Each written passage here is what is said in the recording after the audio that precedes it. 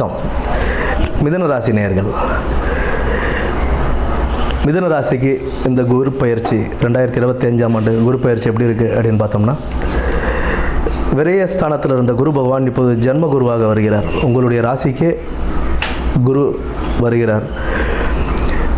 குரு ஜென்ம குருவாக வந்தாலும் குருவின் பார்வை, குரு பார்க்க கோடி புண்ணியம் சொல்லுவாங்க, குரு பார்க்க கோடி நன்மைகள். குரு 5ஆம் இடம், 7ஆம் இடம் மற்றும் 9ஆம் இடத்தை பார்வையிடுவதால் இந்த குரு பயிற்சி அவ்வளோ மோசமாலாம் இருக்காதுங்க. ஜென்ம குருன்றது நிறைய பேர் சொல்லுவாங்க, ஜென்ம குரு லைஃப்பில் ரொம்ப கஷ்டத்தை கொடுக்கும் செய்யும் அப்படின்னு. கிடையவே கிடையாது. அவருடைய பார்வைகள் நல்ல பார்வைகளாக இருக்கிறதுனால தொழிலில் நல்ல முன்னேற்றம் கொடுக்கும். தொழில் நல்ல முன்னேற்றம் கொடுக்கும். உங்களுக்கு தொழிலை கற்றும் கொடுக்கும். நீங்கள் கற்றுக்கிட்ட அந்த தொழிலில் நல்ல முன்னேற்றம் அடையலாம். ஏனோ தானோ நம்ம தொழில் செய்யாமல் தொழிலை நல்லபடியாக கற்றுக்கிட்டு அதில் நல்ல முன்னேற்றம் கொண்டு வரலாம். நல்ல அனுகூலமாகவே இருக்கும். அது குலதெய்வ வழிபாடு. குலதெய்வ வழிபாடு உங்களுக்கு இன்னும் நல்ல ஒரு சிறப்பை கொடுக்கும். திருமணம் கைகூடும். 7ஆம் இடத்தை குரு பகவான் பார்க்கறதுனால திருமணம் கைகூடுறதுக்கான வாய்ப்புகள் அதிகம் உண்டு. திருமணம் தடை தாமதங்கள், இத்தனை நாளாக தடை தாமதங்கள் இருந்த எல்லாருக்குமே இப்போ திருமணங்கள் கைகூடுறதுக்கான வாய்ப்பு நல்லபடியாகவே அமையும். நல்ல பூர்வ புண்ணியஸ்தானம், பூர்வ புண்ணியஸ்தானத்தையும் குரு பகவான் பார்க்கறதுனால உங்களுக்கு பல நன்மைகளையும் கொடுப்பார். காதல் கைகூடும்.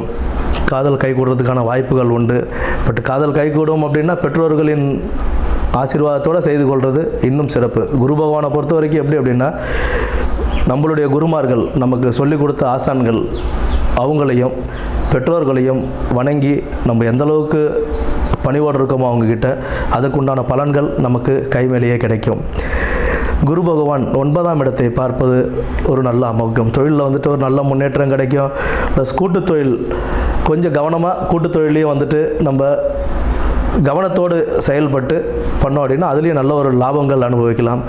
ஜென்மகுரு மெயினாக தொழிலில் ரொம்ப கவனமாக இருக்கணும். தொழிலில் பதவி உயர்வு, பணி உயர்வு இதெல்லாம் கிடைச்சாலுமே அதை நம்ம செய்யும்போது ரொம்ப கவனத்தோடு செய்யணும். ஏதாவது சிறிய தவறு ஏற்பட்டாலும் அதுக்குண்டான பலன்கள் அதிகமாக நம்ம பார்க்க வேண்டியதாக இருக்கும்.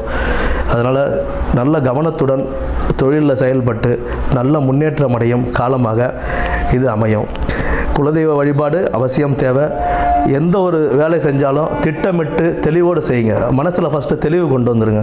மனக்குழப்பம் இருக்க தான் செய்யும். மனக்குழப்பம் இருக்கும்போது அதை தெளிவுபடுத்திக்க வேண்டியது நம்மளுடைய வேலை. அது நம்ம நல்லபடியாக தெளிவுபடுத்திக்கிட்டு செய்கிற வேலையை திட்டமிட்டு நம்ம செஞ்சோம் அப்படின்னா இந்த காலம் நமக்கு பொற்காலமாகவே அமையும். நன்றி, வணக்கம்.